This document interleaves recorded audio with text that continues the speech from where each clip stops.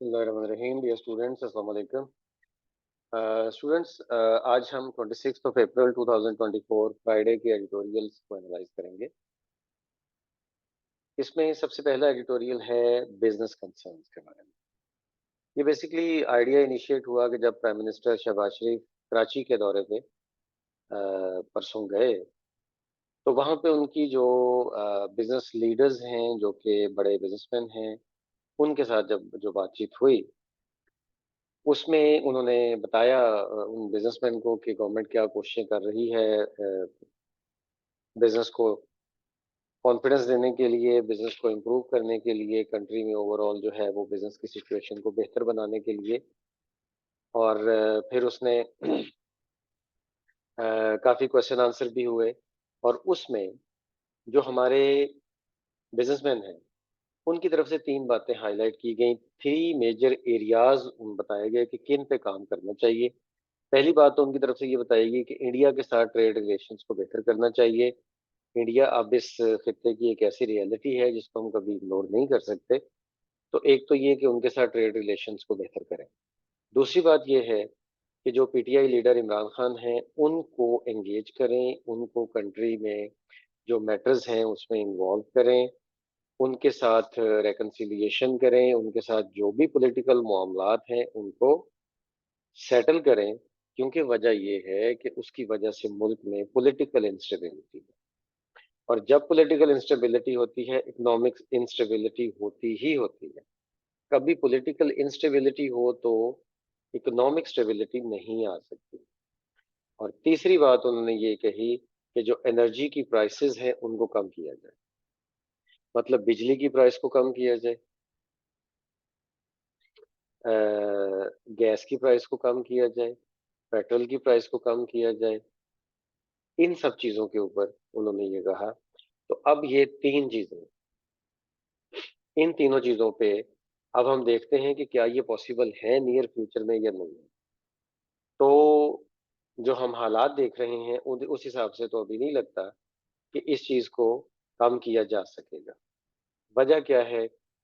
वजह ये है कि इंडिया के साथ ट्रेड रिलेशंस को बेहतर करने के लिए हम कुछ अपने बेसिक चीजों के पे हमें स्टेप बैक करना पड़ेगा, जो कि अभी स्टेप बैक करना बहुत मुश्किल है। ठीक है, स्पेशली एस्टेब्लिशमेंट के जो मतलब इंडिया के साथ उस तरह से अभी बेहतर ताल्लुकात काफी अरसे से नहीं हुए, तो वो मुश्किल है कि इसके ऊपर कदम बढ़ाए। फिर उसके बाद पीटीआई लीडर इमरान खान के हवाले से उससे बातचीत हो रही है। अच्छा, अब अगर उससे बातचीत हो, इमरान खान से बातचीत हो, इमरान खान साहब का तो कहना यही है कि आप जो इलेक्शन चोरी हुए हैं वो चोरी वापस किए जाए। अब जब इलेक्शन चोरी वापस किए जाएंगे तो मौजूदा गवर्नमेंट ही नहीं रहेगी, क्योंकि मौजूदा गवर्नमेंट तो खड़ी ही फॉर्म 47 के ऊपर है। तो अगर फॉर्म 45 की बेस पे ये आ जाएंगे, कोई रिजल्ट आ जाएंगे, तो मौजूदा गवर्नमेंट तो गई। तो इसलिए मौजूदा गवर्नमेंट क्यों चाहेगी कि इमरान खान के हाथ में सारे मामले दे दिए जाए, ठीक है, और इमरान खान की बात मानी जाए।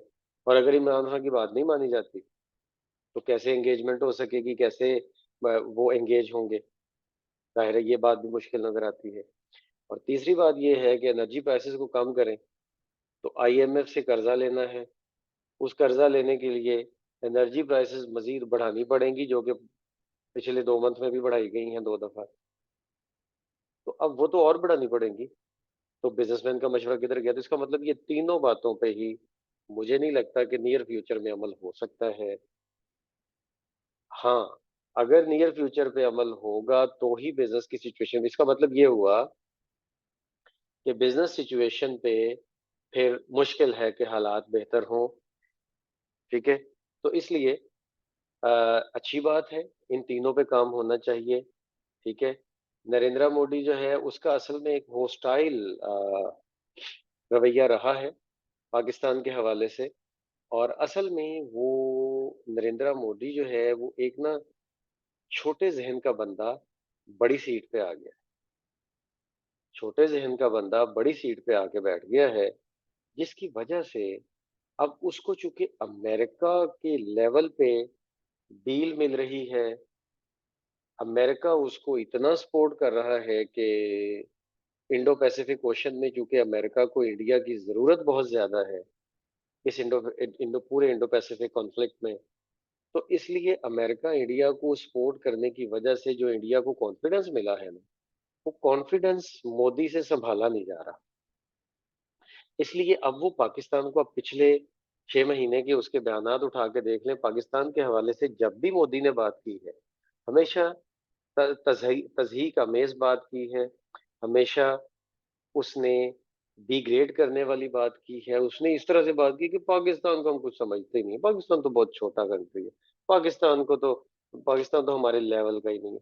अब जब इस तरह की वो बातें करेगा, तो क्या पाकिस्तान इनिशिएट करेगा कोई इसमें रोल प्ले करना? पहली बात। और दूसरी बात ये है कि इंडिया में इलेक्शंस हो रहे हैं। इंडिया आगे जून के मिड तक तो इंडिया इस इलेक्शन में से ही नहीं निकलेगा। इसका मतलब है इंडिया की इस वक्त कोई भी पॉलिसी परमानेंट नहीं है। तो वो हमारे साथ एक मुज़ाकरात इनिशिएट इंडिया क्यों करे? इसका मतलब है ना पाकिस्तान की तरफ से ऐसा हो सकता है नियर फ्यूचर में, ना इंडिया की तरफ से हो सकता है। इमरान खान के हवाले से भी मैंने आपको बता दिया, और एनर्जी रेट्स के हवाले से मैंने आईएमएफ वाली वो जो पाबंदी है वो बताई है। अब बात यह है कि ये तीनों बातें हैं तो बहुत जबरदस्त, ठीक है, लेकिन ये होनी जो के मुश्किल है। इसलिए अब एक ही तरीका है कि टैक्स नेट को बढ़ाया जाए। ऐसे लोग कि जो टैक्स के अंडर नहीं हैं उनको टैक्स नेट में लाया जाए। कंट्री से जो ऐसे बिजनेसमैन जो टैक्स कम देते हैं या नहीं देते हैं, उनको टैक्स उनसे टैक्स लिया जाए, ठीक है। तो किसी हद तक एनर्जी प्राइसेस को कम किया जा सकता है, वो शायद पॉसिबल हो जाए। तो इसलिए ये जो हमारी नैरो टैक्स बेस है, ये भी असल में एक रीजन है बहुत सारे प्रॉब्लम्स की। तो इसलिए इसको बढ़ाना चाहिए। अच्छा, तो स्टूडेंट्स इसमें जो अच्छे अच्छे वर्ड्स मैं आपको बता सकता हूँ, वो एक तो सॉलिसिट है। सॉलिसिट का मतलब होता है इल्तजा करना, उकसाना, बेहतर बनाना, लॉबी करना, जिसको कहते हैं कायल करना। तो इस सेंस में ये वर्ड आप ज़हन में रखें, इसको यूज करेंगे, अच्छा वर्ड है। इनकॉर्पोरेट एक अच्छा वर्ड है, इसको आप अपनी वोकेबलरी में नोट करें। शामिल करना, ठीक है, शामिल करना, किसी चीज को ऐड करना किसी चीज के अंदर, साथ अटैच करना, इनकॉर्पोरेट करना, ठीक है। फिर स्टीयर, स्टीयर एक अच्छा वर्ड है, ठीक है। रास्ते पे लाना, किसी चीज को आगे लेके जाना, नेविगेट करना, एक प्रॉपर प्लान के साथ चलना, इसको स्टीयर कहते हैं। जी, ये वर्ड्स अगर आप तीनों अपनी वोकेबलरी में नोट करें तो एक अच्छी वोकेबलरी में आपकी एडिशन आ सकता है। इसके बाद स्टूडेंट्स आगे चलते हैं। सेकंड वाला जो आर्टिकल, जो एडिटोरियल है, वो है म्यूजिकल चेयर। म्यूजिकल चेयर्स के हवाले से ये जो मिलिट्री कोर्ट्स है ना, बेसिकली वो है एक यहाँ का बेसिक कॉन्सेप्ट इस पूरे आइडिया का। और इसमें एडिटोरियल में ये लिखा गया है कि सुप्रीम कोर्ट ने वाज़ेह तौर पर एक डिसीजन दे दिया था कि मिलिट्री कोर्ट्स जो है वो, उसका सिविलियंस का मिलिट्री कोर्ट्स में ट्रायल नहीं हो सकता, बल्कि मिलिट्री कोर्ट्स में वो उन्होंने कहा था कि जब टेररिस्ट, एक आम टेररिस्ट जो मर्डर करते हैं, जो कंट्री के जो बहुत सारे लोगों को मारते हैं, उनका ट्रायल हमारे अपने कंट्री के क्रिमिनल जस्टिस सिस्टम में हो सकता है। तो ये जो लोग जो 9 मई में जिनका इन्वॉल्वमेंट है, उन्होंने तो सिर्फ तोड़फोड़ की है, तो उनके मिलिट्री कोर्ट्स में क्यों होने चाहिए? इसलिए ये बिल्कुल इलॉजिकल है, और मिलिट्री कोर्ट्स में सिविलियंस का ट्रायल नहीं होना चाहिए। लेकिन वो पिटिशनर्स फिर से आ गए हैं, जो कि नामालूम अफराद की तरफ से होते हैं। वो पिटिशनर ने फिर से आगे रिट डाल दी है। अब वो बेंच बनेगा, बेंच पहले 2 दफा टूटा है, बेंच बनेगा, फिर होगा वो मामला, फिर वो चले गए। तो इस तरह से कह के असल में न्यूज़पेपर ये कहना चाह रहा है कि ये म्यूजिकल चेयर का खेल सा चल रहा है, जिसका कोई एंड नहीं मिल रहा।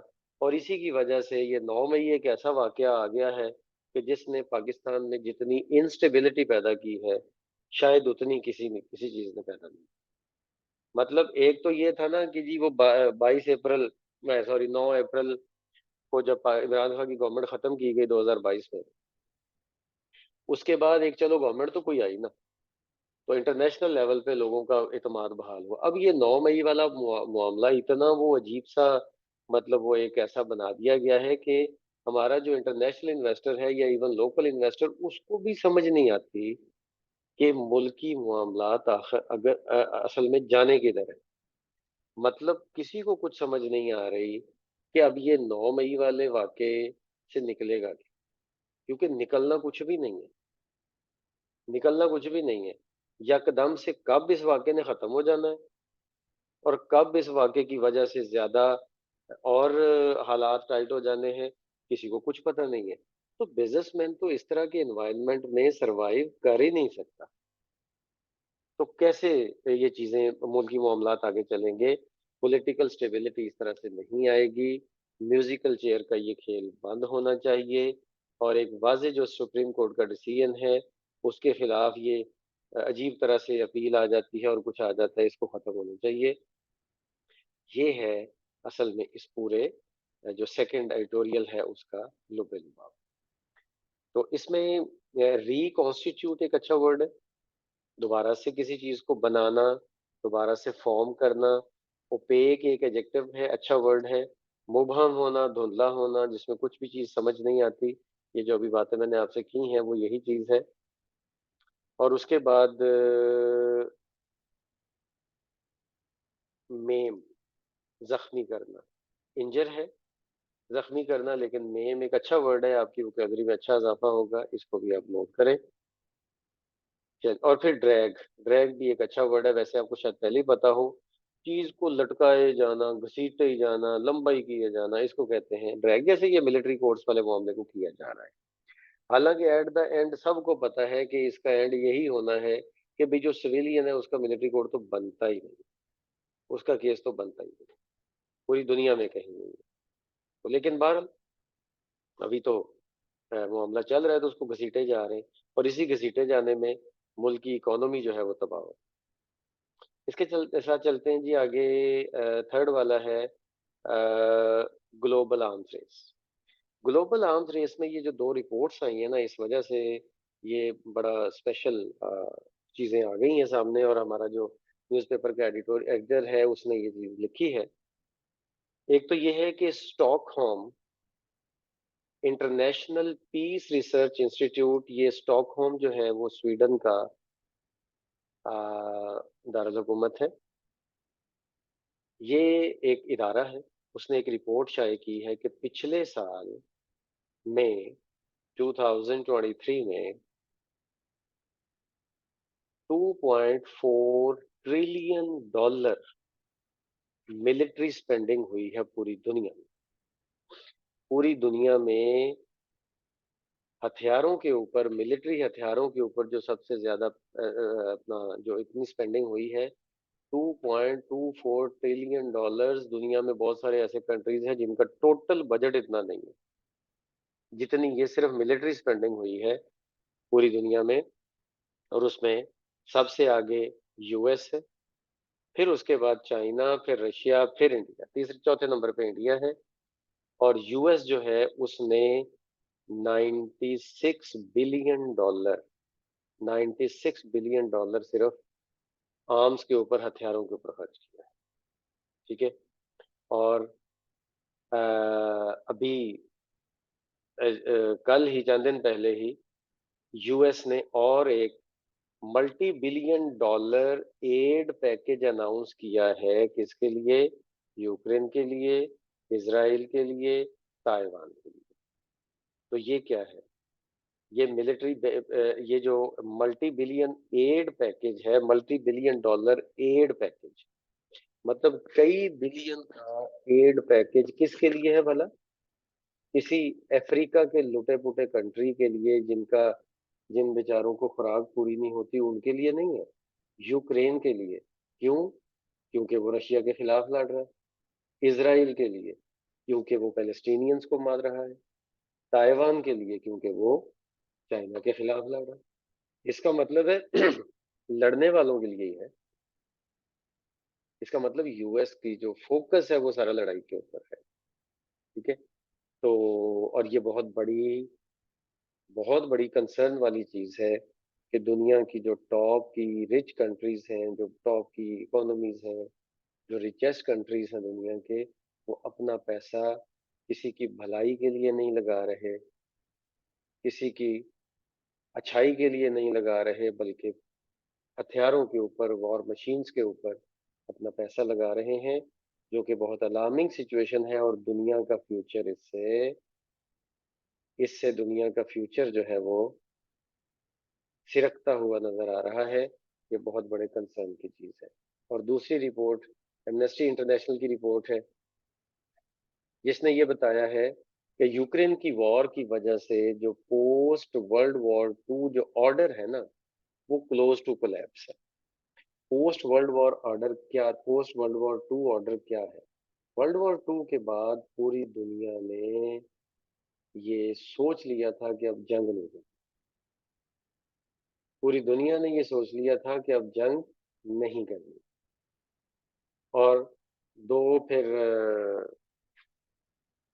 ग्रुप्स बन गए, कोल्ड वॉर स्टार्ट हो गई। कोल्ड वॉर चलती रही, एक दूसरे के इंटरेस्ट को वो पहुंचाया जाता रहा, फायदा या नुकसान या जो भी है। लेकिन ये है कि एक डिटरेंस मौजूद रही। अब ये डिटरेंस खत्म हो रही है, क्योंकि आर्म्स इतना पैसा लगाया जा रहा है हथियारों के ऊपर, और दुनिया की जो सुपर पावर जिसको कहा जाता है उसकी तरफ से। क्योंकि देखिए, सुपर पावर किस चीज का नाम है? सुपर पावर इस चीज का नाम है कि ट्रेंड सेट किया जाए। सुपर पावर हमेशा ट्रेंड सेटर होती है। और सुपर पावर अगर हथियारों के ऊपर पैसा लगा रहा है तो इसका मतलब क्या है कि ट्रेंड सेट किया जा रहा है कि सारे ही हथियारों पे पैसा लगाएं। और सारे ही अगर आर्म्स पे पैसा लगाएंगे तो क्या होगा? दुनिया कोलैप्स की तरफ जाएगी, दुनिया जंगों की तरफ जाएगी, दुनिया अमन और जो है ना सुलह सफाई की तरफ नहीं जा सकती। ये अलार्मिंग सिचुएशन है। और स्टूडेंट्स, आपको ये याद रखने की ज़रूरत है कि ये जो 2.4 ट्रिलियन डॉलर है, ये मिलिट्री स्पेंडिंग एक साल की है पूरी दुनिया की, इसको देखना है। अब हम वर्ड्स की तरफ आते हैं। बीसेट का मतलब होता है मुतासर करना, अपने साए छोड़ना किसी चीज़ पे, ये भी है। फिर उसके बाद कन्फ्रंटेशन एक अच्छा वर्ड है, वो भी आप अपनी वोकेबलरी में नोट करें। इसके बाद वेलो, वेलो एक अच्छा वर्ड है, नया वर्ड है आपके लिए। ठीक है, लड़खड़ाना, कोई चीज पूरी तवानाई से ना चल रही हो बल्कि लड़खड़ा रही हो, तो वो वेलो का वर्ड आएगा उसके लिए। इसके बाद कोलैप्स तो शायद आपको पहले भी पता हो, लेकिन ये वर्ड आपको अगर आप अपनी वोकेबलरी में ऐड कर लें तो ये अच्छी बात है। आपको ये जो मैं वर्ड बताता हूँ इस तरह से वोकेबलरी में, इसका फायदा ये है कि आप अपनी एक वोकेबलरी नोटबुक बनाएं, जो कि आपकी राइटिंग में हेल्प करेगी। ये स्पेशली वो स्टूडेंट्स जो CSS PMS का एग्जाम दे रहे हैं, उनके लिए ये जो वर्ड्स हैं ये बड़े इंपॉर्टेंट हैं, वो अपनी राइटिंग्स में लिख सकते हैं और इसको अपनी राइटिंग को ज़्यादा अच्छा बना सकते हैं। स्टूडेंट्स, थैंक यू, आज के लिए इतना ही। अल्लाह हाफिज, see you in the next lecture.